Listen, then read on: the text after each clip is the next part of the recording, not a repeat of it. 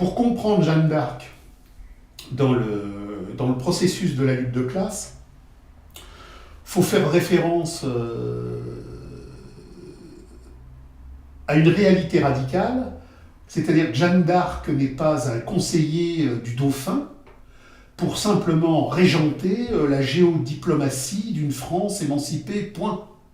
Il y a dans Jeanne d'Arc un souffle divin de radicalité cosmique qui est d'un tel extrémisme que la fin de Jeanne d'Arc, c'est la trahison de Jeanne d'Arc par le beau dauphin.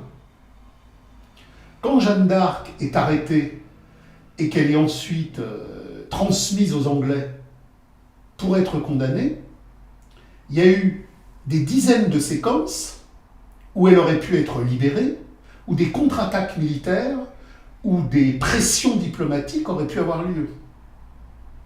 C'est bien évidemment l'évêque Cochon qui l'a fait condamner, et c'est la police politique anglaise qui l'a exécuté, mais toute l'armature de l'État du gentil dauphin, comme elle l'appelait, et qui n'était plus le dauphin puisqu'il avait été couronné, a consisté à dire « faites-moi disparaître ça sous le tapis ». Et on a le même problème avec les Chouans et l'insurrection vendéenne, parce que quand il y a eu la Restauration avec Louis XVIII et Charles X, toute cette chouannerie de bouseux radicaux qui s'étaient battus pour des communautés débarrassées de l'argent, ça emmerdait lourdement la restauration des jeunes hommes au bas de soie, qui étaient issus de milieux complètement différents. Donc, ce que nous ont appris Hegel et Marx, c'est que l'histoire fonctionne toujours à deux niveaux. Il y a le niveau des apparences officielles, mais nous savons grâce à Hegel que la vérité s'inscrit toujours en négatif des apparences. Et il y a donc le souterrain profond des grandes armatures, des grandes contradictions et des grandes significations.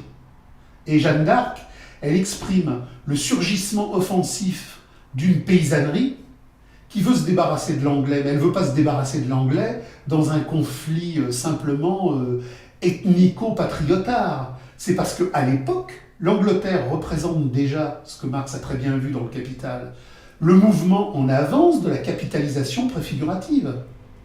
Donc les Anglais en France, c'est déjà un développement commercial et financier qui piétine toutes les ancestralités paysannes. Donc les Anglais en France, par rapport à « il faut bouter l'anglais hors de France », c'est pas simplement un avant l'heure, il faut bouter le casque à pointe.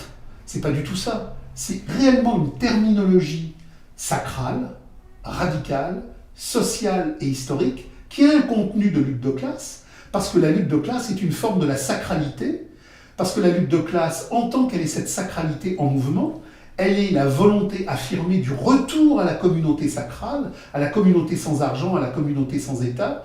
Et même si Jeanne d'Arc n'a pas une vision radicalement exprimée en totalité de cette compréhension-là, il y a dans son rapport à Dieu, il y a dans son rapport aux anges, il y a dans son rapport aux nécessités de l'au-delà du politique, une véritable aspiration subversive sacrale. C'est pour cela qu'elle devait mourir.